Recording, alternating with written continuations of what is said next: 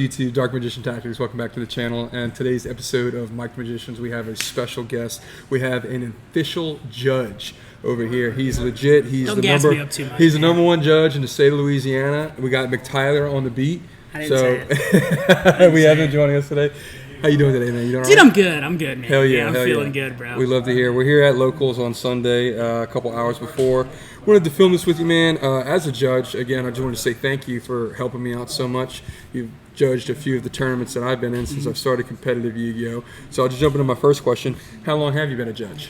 So I've been a judge for about 3 years now. 3 years since I passed the test to become a judge. Right. But acting judge, about 2 years. I've been doing OTS championships. I've done about 6 or 7 of them now. For about 2 years. I started at Shucks doing OTS championships, and I've done about 2 or 3 regionals now. Damn, And okay. So, What trying to build my portfolio. made you want to be a judge? Man, it kind of goes back to who I am as a person. My whole life, I grew up with kind of like a leadership mentality, and that's always kind of been my thing. When I was in high school, I was in different clubs and things like that. Right. I would play Call of Duty, and I would be the group leader of my group. Hell yeah, clan leader? And then just things like that. I was in undergrad and college. I was the president of the Broadcast Association at Southeastern. And just kind of grew leadership tendencies, and that just kind of bled into Yu-Gi-Oh! I was just a big... Anytime anyone had a question about the game, I would be there to ask, help them out and stuff. So I was like, might as well just bridge this in. And the Yu-Gi-Oh! Judges at Shucks had kind of turned away from the game. They still judged and stuff. But I stepped up and wanted to do it, and since I was still actively playing the game, it kind of just rolled all in together, leadership and playing the game all melded into one thing, man. Yeah, okay. And then when did you get started with like Yu-Gi-Oh! Or other TCGs? Because I know you play like other ones like Pokemon. Yeah. We talked about that off camera and stuff, but like specifically Yu-Gi-Oh! Like when did you start playing, and then when did you start playing competitively? Okay, yeah, so played Yu-Gi-Oh! As a kid, Starship X and stuff with my friends. But in high school, we actually got back into it. My friend, his dad bought him all the cards, took us all to the tournaments and stuff. Oh, hell yeah. And so he would buy our friend cards, and those cards would become our cards. And so we kind of just had like this card pool that was based off my friend's dad in high school. We'd go to tournaments at Big Easy Comics down the road. And just snowballed into that. I actually quit. I got into a competitive Yu-Gi-Oh! About 2014. Okay. And I quit to chase competitive Call of Duty. I started competing in Call of Duty. Yes, sir. Hell yeah, dude. Started traveling to tournaments and stuff. Nice. MLG, UMG tournaments, stuff like that. Nice. And that didn't go anywhere. So went to college and went to a tournament at a convention called MechaCon, and my friends were like, hey, we got an extra Yu-Gi-Oh! Deck, do you want to play? I was like, I haven't played this game in forever, and they were like, it's called Yosenju, you just normal summon a bunch of monsters, it's board breakers, just like you liked back in the day, and I was like, all right, whatever, I'll play. I went 5-1 at that tournament and got top 8. Hell yeah, and so I hadn't dude. played the game in 2 years and got top 8. Picked it up at top 8. Yeah. Yes, sir. And from there, it just kind of snowballed. I never really put it down. I've never been super hyper competitive, like build the meta deck and like play. Right. I have before, and I've gotten my fair share of success in the game. But for the most part, it's been just playing at locals, picking up whatever deck I play and playing it well is always my thing. That's good. That's and good. I've mainly just played off meta, but that's been for about 10 years. Okay.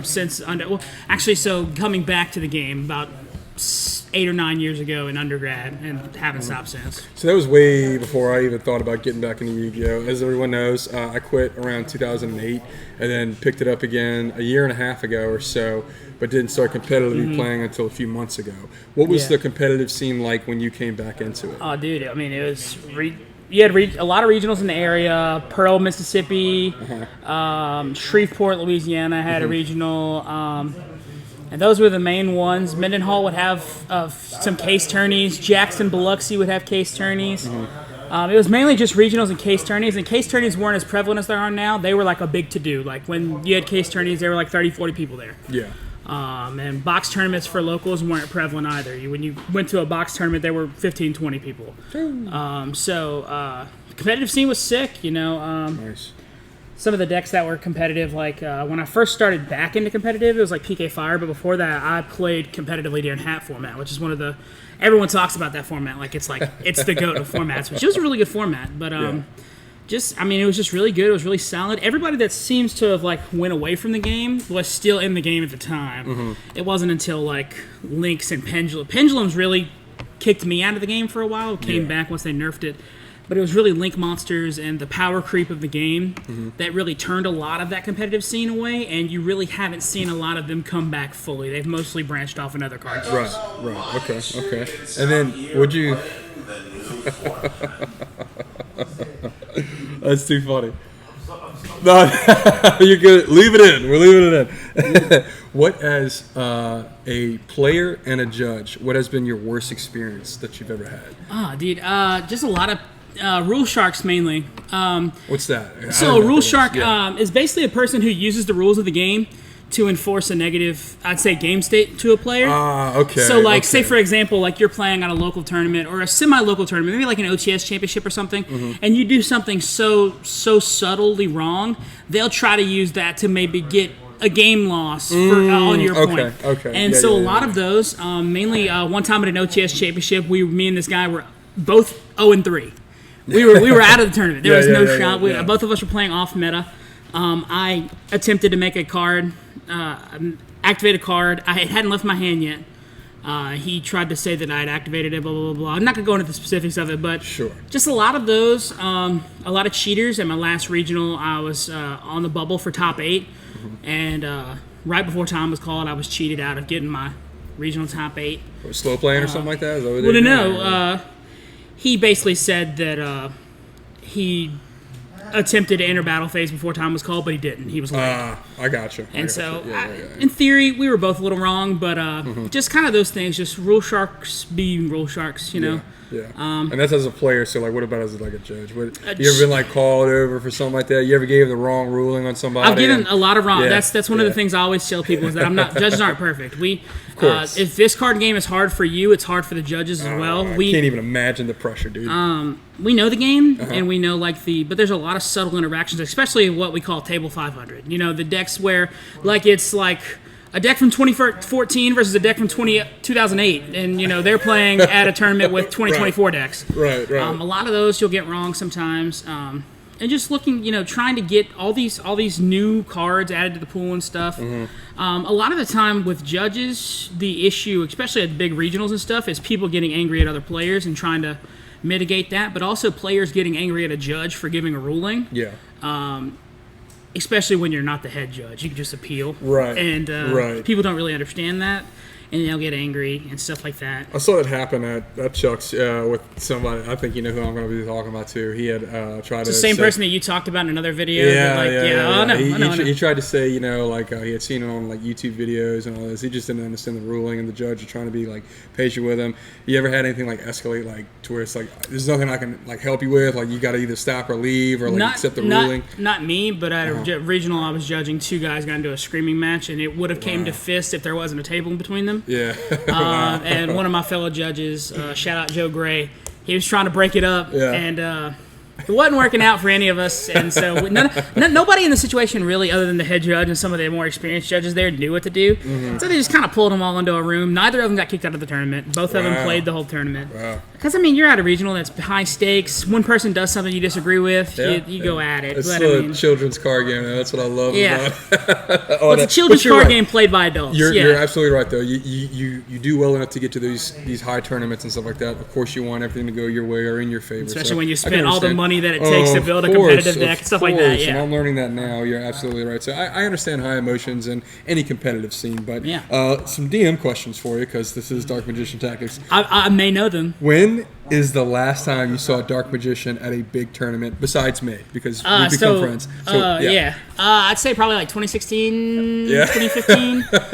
Dark Magician was kind of prevalent. Not really like there was Dark Magician decks around. Right. They were pretty prevalent and they were pretty good.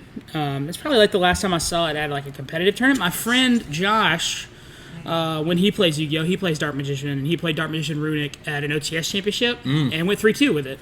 Wow. And that was a few months ago. It was probably about a year and a half ago. I judged it. Nice. So shout out to him. Yeah, absolutely. A great card player. Came back to Yu-Gi-Oh, played one tournament with Dark Magician Runic, did pretty well. So. That's awesome. Shout out Matt yugioh, by the way. Right now, as we're talking, he had just finished, as of uploading this, I believe, completing his YCS Niagara, and it's the first time I think in a long time that there's been like a headline of Dark Magician, and that's what he was playing, is Dark Magician Runic. Sick. That's what I got today. Not today, but it's what I'm going to be working on, hopefully, to try to make this, you know. Wish we could have saw more of YCS Niagara, but they can't figure out. I know, man. It was situation terrible. for that YCS specifically. I don't remember the last time they streamed YCS Niagara. It was terrible. Yeah. So, well, you answer my next question is how do they do, which is freaking awesome. Hopefully, we can get to those standards and make it better. But what does, in your opinion, as a player and a judge, if you could separate it, what does Dark Magician need right now? It's one of the OG staples in the game, arguably one of the most recognizable cards of all time, and I feel like you pick your big three of the Yu-Gi-Oh faces, I think Dark Magician gets the lowest end of the stick of whatever it is. I'll give you my honest opinion Sure. about the whole Yu-Gi-Oh and the archetype wars from different. I think that they should stop printing as much legacy support as they do. So I don't think the Dark Magician needs anything. Okay. I think Dark Magician should be let to lie. I think Dark Magician should be allowed to have its retirement. Yeah. Okay. I think that there are a lot more things that they could be printing on, and I think things like, and I'm not just speaking on Dark Magician. I think Blue Eyes and Red Eyes. Yeah. I think those are pack filler most of the time. I think the structure deck coming out for Blue Eyes is really cool. Heroes? Just wish Heroes need to get a little I think so. backseat? Yeah, they've printed a lot for Heroes. Yeah. I think that. Dude, there's just a lot of cards that could be printed, a lot of new stuff that could be printed. That I feel like Yu-Gi-Oh! As a whole, they'll print a lot of good cards that are overshadowed by great cards. And I just wish, I understand the whole marketing ploy that they want to do that. Yeah. I just wish that less legacy support and more. I think that less legacy support for things that have already got legacy support, and more legacy support for things that don't necessarily have legacy support. Okay. That's fair. But what does Dark Magician need? Consistency, probably. I mean, all these consistency cards, you see field spells that add you a card, field spell, or continuous spells that do this, special summon this monster, and then if you do that, blah, blah, blah, blah. They just need to, power level, your cards are powerful. The Dark Magician cards are powerful. Their effects are crazy. They got a lot of high attack. They just needed a more effective way to do it. And that's probably, and this is coming from someone that hardly knows anything about Dark Magician. I'd imagine that's probably what you need. So, to me, coming back into this game, playing this deck, one of my favorite cards ever, it seems to me, and you can speak on this because I would argue everyone here is more knowledgeable than I am. I'm the boomer who just got back into it. I'm still learning. But it seems to me that you could splash so much stuff of Dark Magician into other decks, but it's hard to put stuff in for Dark Magician. Like, that's the problem. There's really no core set or core engine. There is, but those cards are not good. You know what I mean? Yeah. I saw a video of a guy, and I stand by this. He said that Magician Souls is the number one, the best one-star monster in the entire game, and still is. It's very good. Yeah. I think a lot of the issue with Yu-Gi-Oh, and this is a Yu-Gi-Oh as a whole thing, comes down to the fact that Yu-Gi-Oh loves to print engines instead of archetypes, and they'll print like Fiendsmith, for example, could be an archetype on its own, but it's so much better as an engine in another deck. Yeah. So like Yu-Gi-Oh, you'll have like these big 18-word decks, like I just saw. Snake Eye, Azumina, Fire King, that's probably got the Fiendsmith stuff in it too. Yeah. Like, you've got so many engines in those decks and not enough archetypes, which is like what I like about. You talked about how I play Pokemon. Yeah. And Pokemon, which in this format right now it's pretty bad because there's a lot of that in Pokemon too. But for the most part in Pokemon's history, you really see like.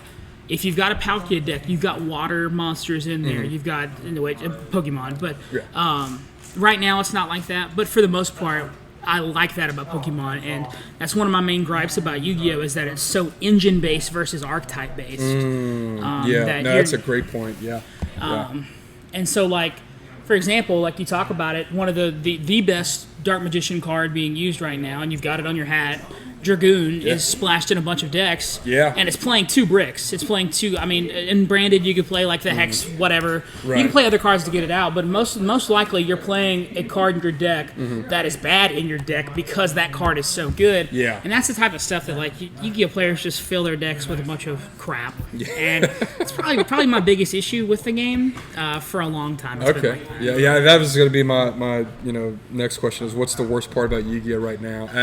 Again, I'm going to keep doing this as a player and then as a judge that you think that you see. Worst part about Yu-Gi-Oh as a player is most likely the fact that it's not well balanced. At all. You've got a bunch of power blowout cards that don't necessarily mesh with other cards in the game. Say, like, for example, Dimension Shifter. Or Dimensional. I don't know if it's Dimension Shifter or Dimensional Shifter, but that card shouldn't exist. You shouldn't have a card that's a blanket like Joel and Lockbird. I don't think those cards should exist in this type of game state, which is why Max C isn't a thing, even though we're giving Max C back with the Mulch Army cards. Right. Things that you have one point to interact with and then they blanket the whole turn, I don't think should ever exist. I would agree. And it's really bad now because you have decks that can easily blow you out on the other turn. So Yu-Gi-Oh is a blowout game right now, in my opinion. Yeah, no, I would agree with that. It sucks. I said this on the last one. It's not fun at all when you play a game and then you don't get a turn. No one likes losing. I'll beat this horse to death. No one likes losing, but it's even worse when you don't even get to play and then you lose. So I would 100% agree with that. Yeah, a lot of my issue too is that they've taken a lot of the skill expression out of the game. Like Tenpai, for example, I'm a going second player. I'm born and bred. It's what I do. I love breaking boards, but I like the difficulty it takes to break a board. Sure.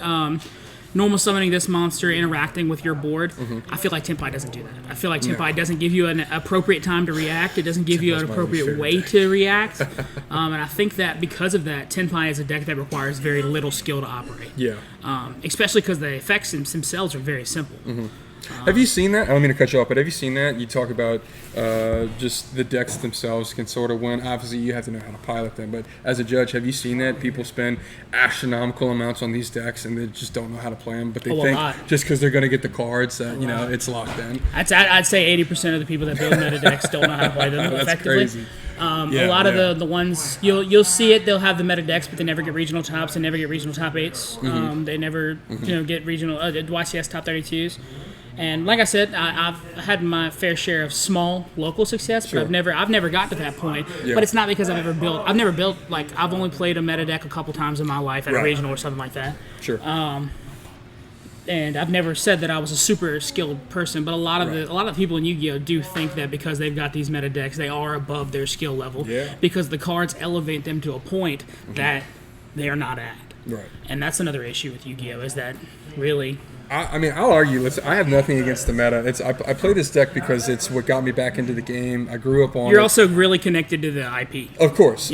So it's just like the other the glaring issue is like I can't afford a lot of these meta cores and stuff like that. You see the amount of money that people drop on these sets, and it's like this is astronomically cheaper. But even if I could afford it, it's right. Like you got to be able to put in the time and the work to learn these builds. I'm still learning this deck as it is. On top of all the engines that you have to put into this, I'm still learning stuff about the toy box stuff, dude. It's crazy.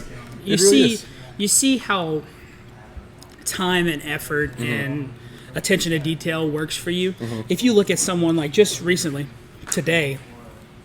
Ryan Yu, one of the best players in the world, got second at YCS Niagara with Sky Striker, a deck that no one plays really that much anymore, and it's way out of the format. He's a good player. You see Pac at the top tables all the time. You see Jesse Cotton top whatever every tournament. Those players put the time, they put in the effort, and they know what it takes to compete and. It doesn't matter what cards are in their deck or what cards are on the other side of the table. They're still going to see that success because they're that good at the game and they put that much time and effort into it. And so don't let me sit here and tell you that I think the game takes no skill to play if you play those decks. Mostly at a local level, if you're playing Tenpai, you probably don't have much skill. And that's me calling out a lot of Tenpai players, and I'm sorry. I agree with you. I agree with you. So do you think that there is room for like rogue decks to be able to be at these top events? If you're good enough with it, It just takes the skill and the knowledge takes a pilot. of not just what you're doing, but the other people are doing. You can't win with a rogue deck if you're not putting in the time, or you don't know your effects, or you don't know how your cards interact with the cards. You're not going to do it. Okay. It's like I play Scareclaw. No one in the world plays Scareclaw. I play Scareclaw, and it's like if I didn't know how to play Scareclaw, I wouldn't win a game. So it's like right.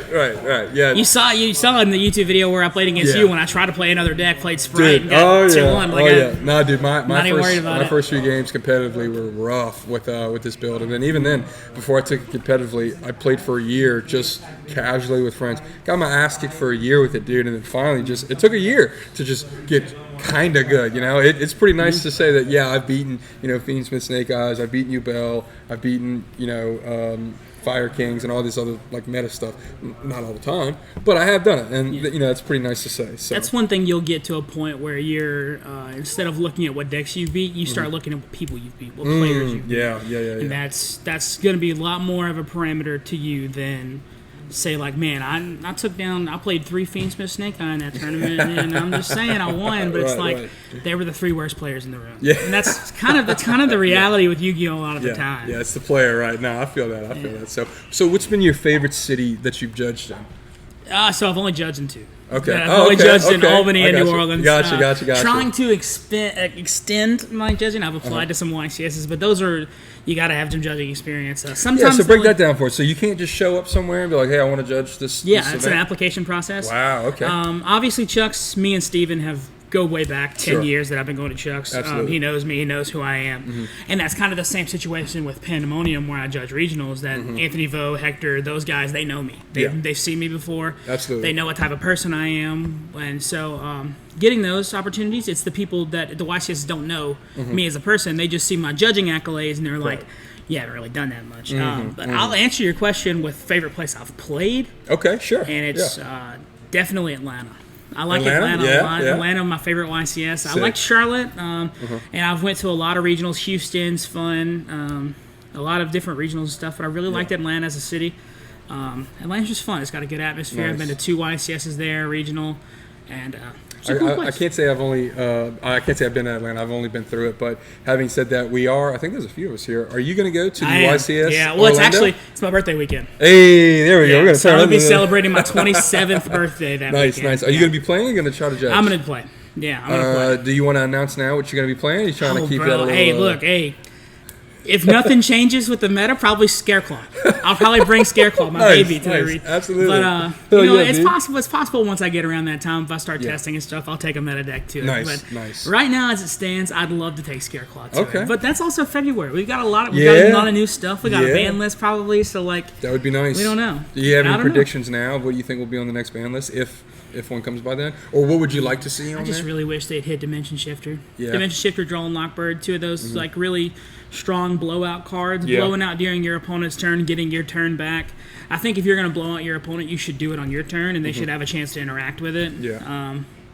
I really wish those cards would do something with those cards and they would balance those cards more effectively. I don't think that we're at a point where those cards are balanced effectively. Okay. Which a lot of cards in the game aren't balanced effectively, but they've done a really good job of that, like banning Appaloosa, banning Baron, banning Warlord Savage.